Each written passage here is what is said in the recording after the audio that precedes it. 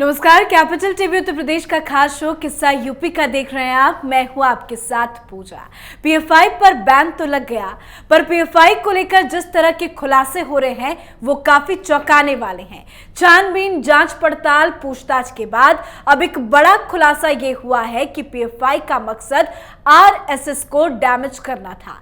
PFI की कोशिश RSS में घुसपैठ की थी, जिसके लिए एक सेल तैयार किया गया था, जिसमें 50 नौजवानों को ट्रेनिंग भी दी जा रही थी। पीएफआई के नेता अपने लोगों को आरएसएस में स्लीपर सेल की तरह घुसाना चाहते थे। इतना ही नहीं, इसके अलावा चुनाव के जरिए मेन स्ट्रीम में आना चाहते थे। पंचायत, नगर निकाय चुनाव में अपनी पैठ बनाकर अपने वोटर को बढ़ाना चाहते थे। पीएफआई बैन तो हो गया, पर पीएफआई का ये प्लान कितना था खतरनाक, आज इसी पर चर्चा करेंगे। बातचीत के लिए मेरे साथ स्टूडियो में मौजूद हैं कैपिटल टीवी के सीनियर एडिटर राजीव जी। राजीव जी, बहुत बहुत स्वागत है आपका। धन्यवाद। जैसे जैसे जांच पड़ताल आगे बढ़ रही है, बहुत चौंकाने वाले खुलासे हो रहे हैं। अब तो ये खुलासा हुआ है कि पीएफआई का मकसद आरएसएस को डैमेज करना था। इसके पीछे की क्या वजह हो सकती है? देखिए, आरएसएस को लेकर पीएफआई ने जो स्ट्रेटजी बनाई थी, बिल्कुल अब धीरे धीरे उसका खुलासा हो रहा है। पहली स्ट्रेटजी जो इसकी थी केरल में और दूसरे स्टेट में, कहीं कहीं बीच बीच के स्टेट्स में जो रिपोर्ट्स आए हैं, उसके आधार पर ये कहा जा सकता है कि पहले स्ट्रेटजी थी कि आरएसएस के बड़े बड़े नेताओं को एक तरह से टारगेट किलिंग करना। उन लोगों को टारगेट किए हुए था, जिसके बारे में एनआईए ने रिपोर्ट दिया, जिसमें 5 आरएसएस के नेता केरल के थे। केरल इसका गढ़ रहा है और केरल में जो पीएफआई है वो अपना संगठन मजबूत कर रहा है। उसकी सबसे बड़ी चुनौती जो देने वाली संगठन है वो है आरएसएस। इसीलिए टारगेट किलिंग, पॉलिटिकल किलिंग सबसे ज़्यादा केरल में होते रहे हैं। कम्युनिस्ट पार्टी हालांकि पीएफआई के सपोर्ट में नहीं है, लेकिन फिर भी पीएफआई के खिलाफ उतना ज़्यादा कड़ा एक्शन नहीं ले सकता, क्योंकि कम्युनिस्ट और कांग्रेस दोनों ही पार्टियां जो वहाँ पर है, यूडीएफ और एलडीएफ जो गठबंधन बनाए हुए हैं, दोनों ही केरल में मुस्लिम आधार को अपने से जोड़ना चाहता है, जबकि दूसरे तरफ पीएफआई पूरी तरह से मुस्लिम संगठन है। तो उसको सबसे बड़ी चुनौती आरएसएस से थी, और आरएसएस से चुनौती के लिए पहला आधार इसने तय किया कि कुछ बड़े बड़े नेताओं को खत्म करो, उसको मारो, हत्या करो, और उसके लिए अलग अलग तरीके से इस्तेमाल किया जाएगा कि लगे नहीं कि ये सिर्फ और सिर्फ आतंकी हमलों में या मुस्लिमों द्वारा मारा गया है। तो ये एक अलग तरीके की उसकी स्ट्रेटजी चल रही थी। लेकिन उससे भी खतरनाक रिपोर्ट जो अभी सामने आए हैं, ये उससे भी ज़्यादा खतरनाक इसलिए है क्योंकि ये स्लीपर सेल का मामला है। आरएसएस के अंदर घुसपैठ का इसका मतलब सिर्फ आरएसएस से नहीं है, ये हिंदुत्व को, हिंदुओं को तोड़ना चाह रहा था। इस पूरी स्थितियों को अगर गंभीरता से समझें तो आरएसएस में इसके घुसपैठ का मकसद क्या क्या था। जैसे अभी सामान्य तरीके से बात की जा सकती है कि चुनाव में शामिल होना, अपना आधार बढ़ाना, और इसका मतलब है कि आरएसएस का उपयोग अपने संगठन के उन लोगों को आगे बढ़ाने के लिए किया जा सकता था जो बाद में सामाजिक स्तर पर, जहां पर वो रिप्रेजेंटेटिव होते, नगर निकाय चुनाव में जीतकर प्रधान बन सकते थे, सरपंच बन सकते थे, वहां पर इलीगल एक्टिविटी करना। लेकिन उससे भी बड़ा प्लान जो इसका था आरएसएस में घुसने का, वो हिंदुओं को आपस में लड़ाने का।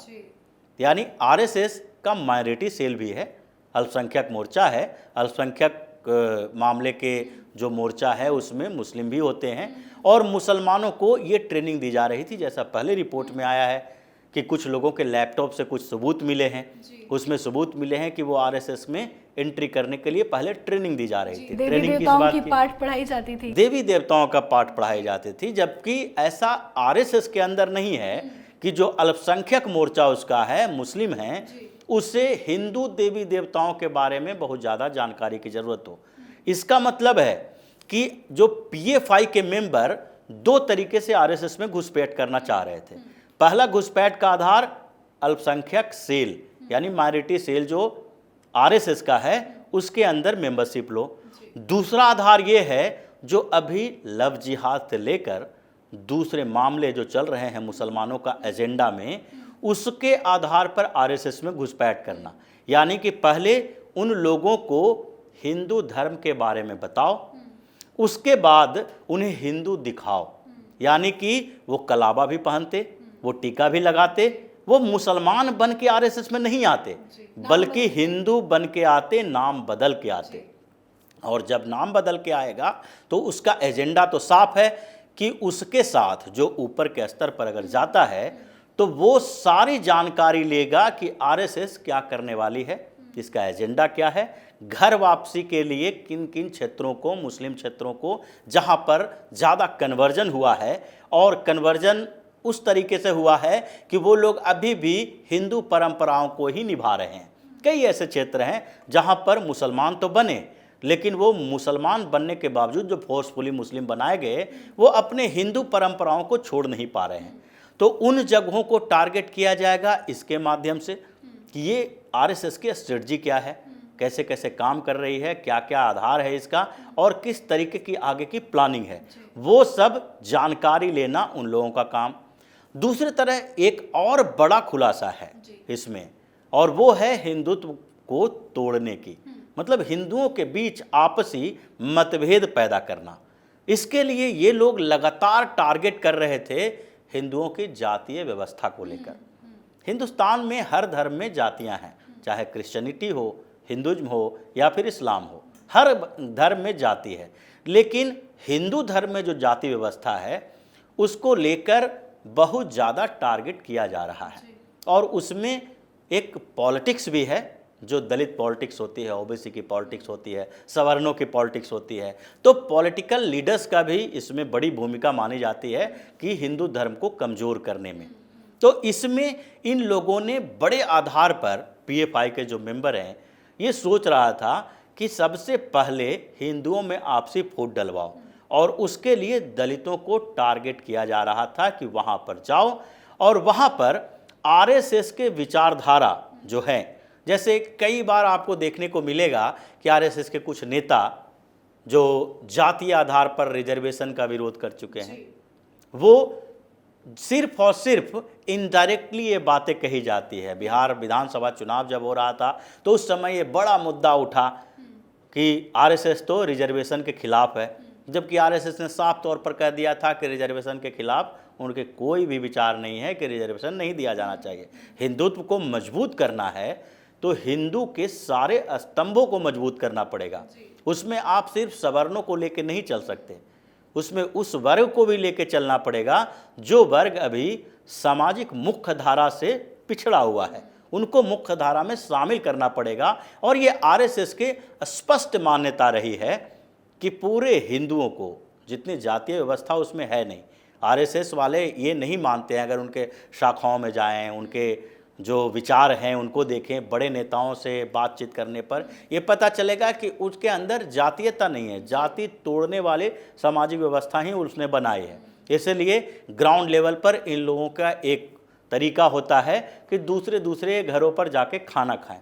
तो भारतीय जनता पार्टी में भी थोड़ी परंपरा चली, और उसके आधार पर अब सपा, बसपा, कांग्रेस, ये सारे नेता जो हैं अब धीरे धीरे कुछ लोगों के घरों पर जाके खाना खाने लगे हैं, उनको बुलाने लगे हैं। जैसे अरविंद केजरीवाल अभी बुलाए थे, गुजरात के कुछ सफाई कर्मचारियों को बुलाए दिल्ली, कि उनके साथ डिनर करके हम दिखाएंगे कि भाई हम सफाई कर्मचारियों कभी दलित के घर खाना खाने चले जाते हैं। हाँ, ये बड़ी पॉलिटिक्स चल रही है, राहुल गांधी भी गए थे। तो ये स्थितियाँ आई है, ये राजनीति है। लेकिन संघ जो ये काम करता है वो समाज को जोड़ने के लिए, हिंदू समाज को जोड़ने के लिए। अब इसमें यही था कि दलितों को भड़काओ। ये पीएफआई के जो मेंबर होते वो देखने में तो हिंदू ही होते, बताया भी उनका नाम भी हिंदू ही जाना जाता, लेकिन उनका एजेंडा क्या होता कि ऐसे भड़काऊ चीज़ें करो, कुछ दलित युवा जो हैं, यूथ हैं, उसको भड़काने की कोशिश करो, उसके सामने ऐसे कंट्रोवर्शियल बातें करो कि आरएसएस में ऐसा चल रहा है, आरएसएस में तो दलितों के लिए कोई जगह ही नहीं है।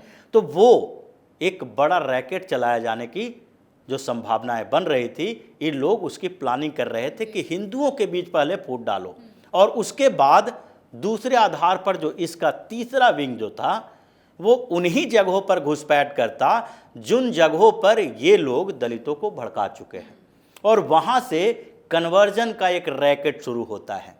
जो धर्म परिवर्तन कराने वाला गिरोह है मुसलमानों का, वो पीएफआई का ये मल्टी लेवल कॉन्स्पिरेसी दिख रही है।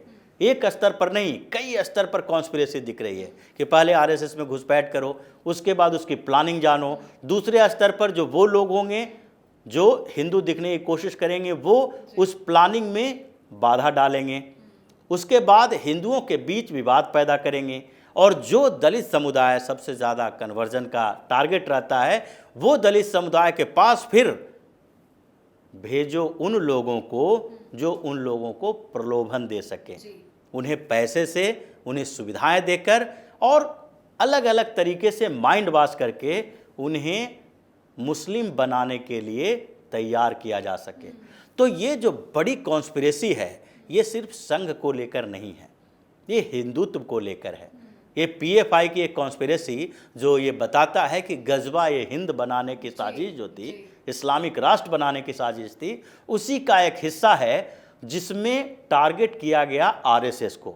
क्योंकि हिंदुस्तान में नहीं, वैश्विक स्तर पर कहा जाता है। पहले खुलासा हुआ था कि आरएसएस के कई मंत्री भी इनके रडार पे थे। बिल्कुल, आरएसएस के नेता, कार्यकर्ता, बड़े नेता इनके रडार पर थे, जिसकी हत्या करवाना चाहता था। लेकिन उससे भी तो ये खतरनाक चीज है, 2-4 लोगों की हत्या करवा दोगे तो उसके बाद नेता और आ जाएंगे। लेकिन जो घुसपैठ है, जो स्लीपर सेल है, जो मल्टी लेवल पर हिंदुओं को कमज़ोर करने की साजिश कर रहा था, ये उसके लार्ज स्केल पर कहा जाए कि उसी का हिस्सा है, जिसमें वो भारत को 2047 तक गजवाए हिंद की बात करता है, इस्लामिक राष्ट्र बनाने की बात करता है। तो वहाँ पर ये लोग यही रैकेट चला रहे थे कि कन्वर्जन भी चले, प्लानिंग भी जान जाए, और फिर इन लोगों को ही मोटिवेट करके आईएसआईएस जैसे संगठनों में भेजो, आतंकी संगठनों के पास भेजो। यानी कि पूरे हिंदुस्तान को हिलाने की इसकी साजिश थी, जो अब एक्सपोज हो गया है। और इसके लिए धन्यवाद दिया जाना चाहिए कि सही टाइम पे पीएफआई को बैन कर दिया सही टाइम पे पीएफआई को बैन किया गया। डोभाल साहब को, अमित शाह को, प्रधानमंत्री नरेंद्र मोदी को, जो इन लोगों ने प्लानिंग की और पीएफआई के ऊपर इतना बड़ा प्रहार किया, इसको बैन किया। और बैन करने के बाद भी इनके जो अरेस्ट किए गए हैं लोग, उससे नई नई कॉन्स्पिरेसी का पता चल रहा है। अभी तक शांत नहीं बैठी है खुफिया एजेंसी, एनआईए शांत नहीं बैठी है कि चलो बैन लग गया, जैसे सिमी पर बैन लगा दिया गया था कांग्रेस के समय में, लेकिन उसके बाद शांत हो गए कि बैन तो लगा दिए, अब ये संस्था नहीं चलेगी। लेकिन वो संगठन नहीं चला, लेकिन उस संगठन के लोग बच गए, और वही संगठन के लोग आगे पीएफआई में शामिल हुए। तो अब सबसे बड़ा आधार इसी बात का बनाया जा रहा है कि प्रतिबंध तो लगा दिया गया है, लेकिन जो लोग प्रतिबंध से पहले एक्टिव थे, उसके खिलाफ ऐसे मामले होने चाहिए। जो कॉन्स्पिरेसी कर रहा था उसका खुलासा होना चाहिए, और उन लोगों को लंबे समय की सजा होनी चाहिए, ताकि फिर से कोई पीएफआई पनप न पाए, ऐसे संगठन बन नहीं पाए। जी, बहुत बहुत शुक्रिया समझाने के लिए। तो वाकई ये खुलासे काफी चौंकाने वाले हैं। इस बात का खुलासा लखनऊ के अचरामऊ से पकड़े गए पीएफआई के सदस्य मोहम्मद फैजान, मोहम्मद सुफियान और रेहान के मोबाइल और लैपटॉप से मिले हैं। खुलासा ये भी हुआ है कि इनको देवी देवताओं के बारे में बताया जाता था और आरएसएस के तौर तरीकों के बारे में ट्रेनिंग दी जाती थी, जिससे आरएसएस के अंदर घुस सके और वहां की सूचना निकाल कर दे सके। मिले सबूत से मतलब साफ है कि पीएफआई का मकसद आरएसएस को पूरी तरह से डैमेज करना था, पूरी तरह से खत्म करना था। पीएफआई के इस बड़े खुलासे पर आप अपनी राय कमेंट करके जरूर लिखें। देखते रहिए कैपिटल टीवी उत्तर प्रदेश। नमस्कार।